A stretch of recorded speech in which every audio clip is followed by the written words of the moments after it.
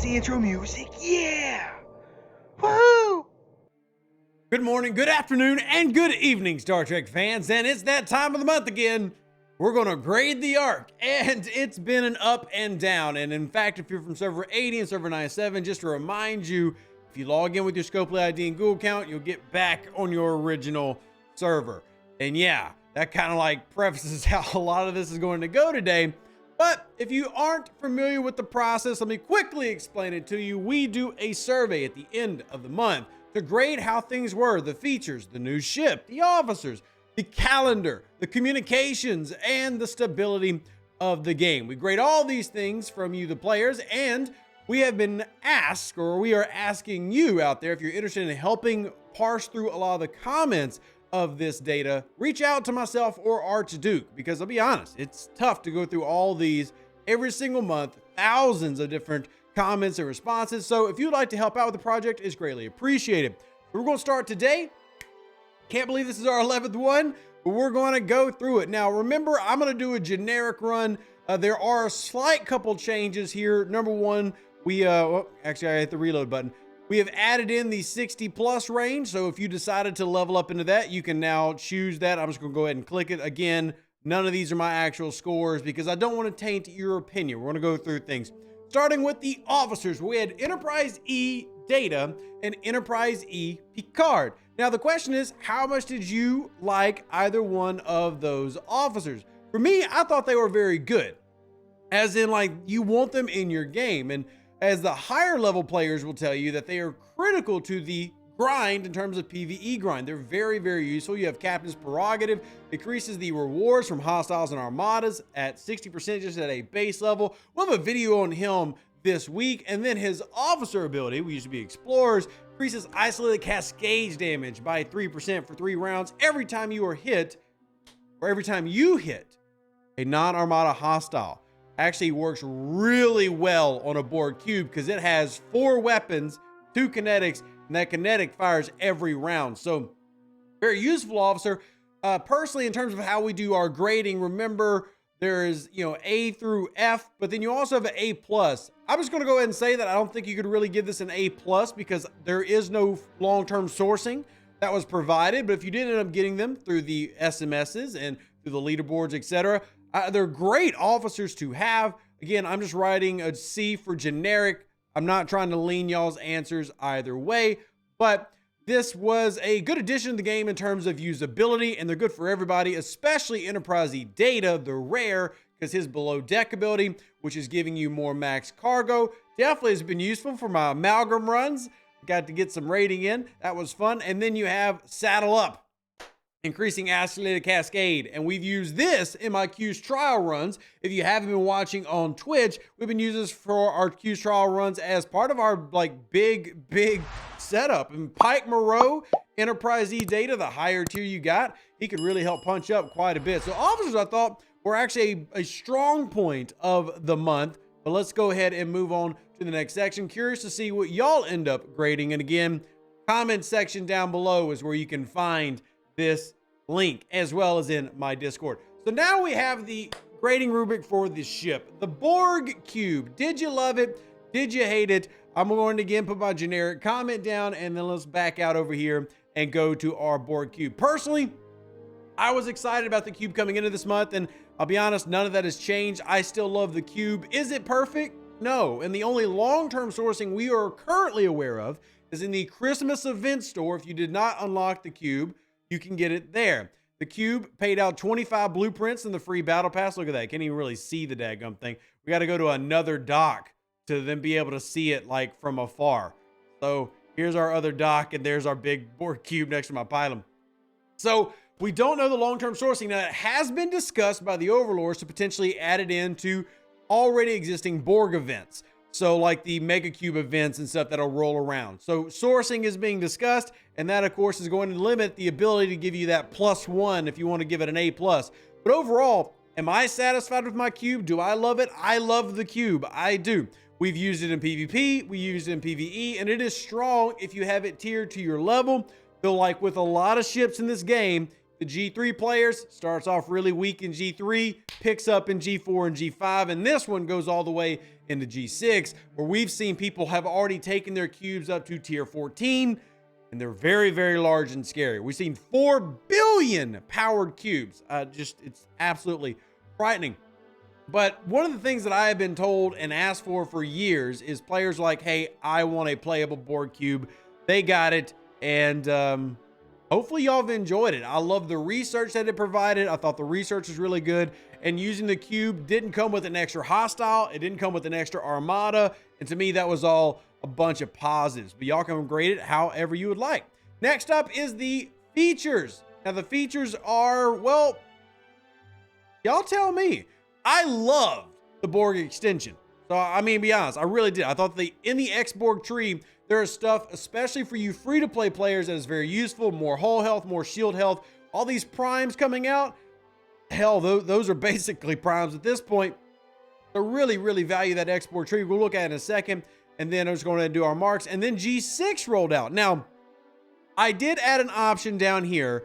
If you are not in the G6 range, to say no opinion. So usually I don't do this, but a G3 player generally is not going to have any knowledge of what's happening in G6, and G5 will have some opinion. So I left that there so that G5 and G6 could do the answering. Everybody else, feel free to just hit no opinion. Nothing wrong with that at all. But let me talk about the research tree real quick in terms of as a feature of why I enjoyed it so much. Yes, I do complain about power creep. I have for years, and that is a real thing. But in terms of how it actually works for you as a player, I thought there was some good stuff here. The shield booster and hull booster are really good. The officer stats is critical for your Borg Cube because that cube needs a lot of stats.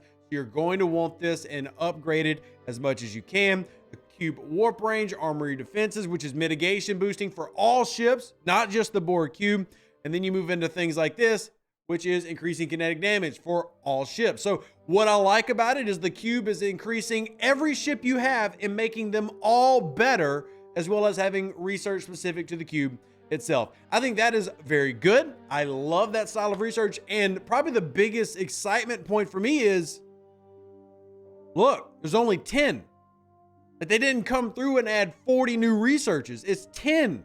That's it. Like they finally realized that less is more, and all of them basically affect every ship. I think that is a fantastic way to do things. You let me know if you agree or disagree in the comment section below, or have a discussion on Discord over it. But either way, I think that was a fantastic move. Next up, we have got the event calendar. Now the calendar, well, that's going to be kind of up to y'all to decide. I personally didn't have an issue with the calendar overall. I don't think it was a great calendar, but I don't think it was a bad calendar. I'll give y'all my grade at the very end.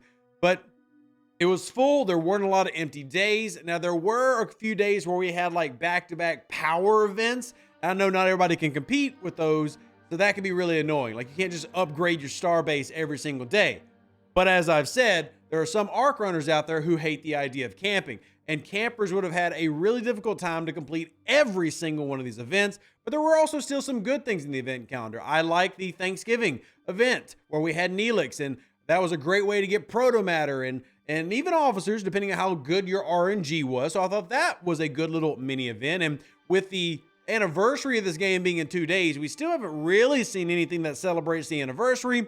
I don't really blame that on the Arc Runner. I thought the quiz was really good. Actually showed some good Star Trek lore. So we had another of the quizzes. We had, in my opinion, an overall good calendar month. All right. Then we get to communication, which started off real strong and then fell off the face of the earth. So it's kind of like in the middle. In fact, me putting a C here kind of actually is my grade. Sorry, spoiler. There actually was some really good communication at the beginning of this month, and then it just kind of stopped, right? And then we ran into some issues where Scopely would talk to some people, but not to others. And I've always said that communication inside Scopely has got to get better. And I'm not just trying to critique for the sake of critiquing, but you know, when the VIP community managers say something, then so should be the other community managers, because they both are Scopely and they both are equally relevant and they're both equally accurate. So like when the server merger thing came up, well, that's a real thing from Scopely, putting it out to the entire world. And then they decided to delay that, which is completely fine. But there was no communication in the official comms. And Scopely has got to get their crap together when it comes to communicating, because if you tell this group of players. Well, these players are going to find out whether you tell them or not, so you might as well tell them too. So communication, obviously not having the greatest month. And then stability. Oh my goodness. Yesterday, one of the least stable we've had in a while, and the day this arc launched was pretty bad.